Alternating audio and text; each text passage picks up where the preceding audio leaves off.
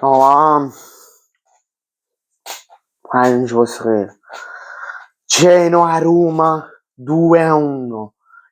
In Milan-Inter 1-0. Milan.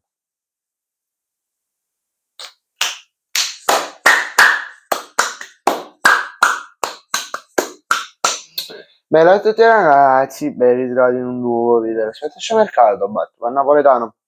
Come è stato? Vai giù. Spero tutto bene. Prima di incominciare col post partita di Genoa-Roma e Inter Milan, vi dico una cosa. Non so come la prenderete, però vabbè. Allora, da domenica prossima mi vedrete con le treccine. Mi vedrete una treccina qua, una treccina qua e una treccina qua. Molti diranno, magari sei africano, sei islamico, sei questo. No, non sono islamico, con tutto il rispetto per loro, però io sono cristiano cattolico. Magari per chi è più appassionato di religione, tra virgolette, perché è molto più fedele, dirà questo probabilmente, però me la voglio fare perché così, perché come sapete ho fatto la sfida finché il Napoli non vince 5 partite di fila,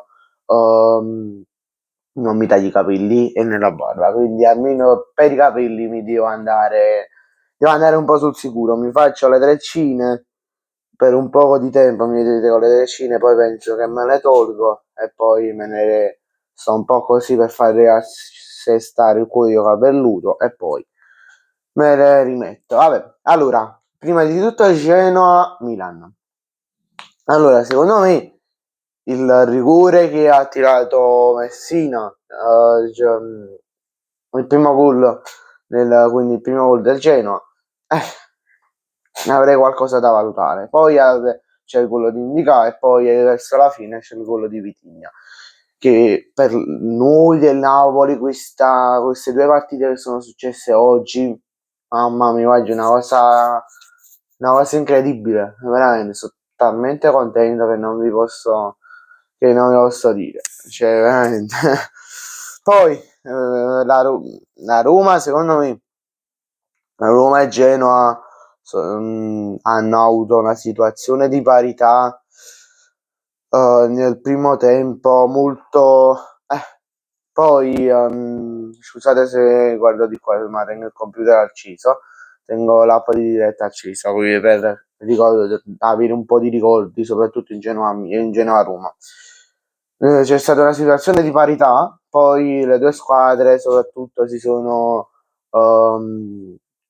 svegliate nel secondo tempo, dal secondo tempo, quindi dal 45esimo al 90esimo. Poi andiamo a parlare della partita che è finita pochi minuti fa. Scusate un attimo, ma devo prendere le statistiche perché molte cose, cioè no molte, ma diverse cose non me ne rendo conto. Vabbè. Allora, finita 1-0 per il Milan.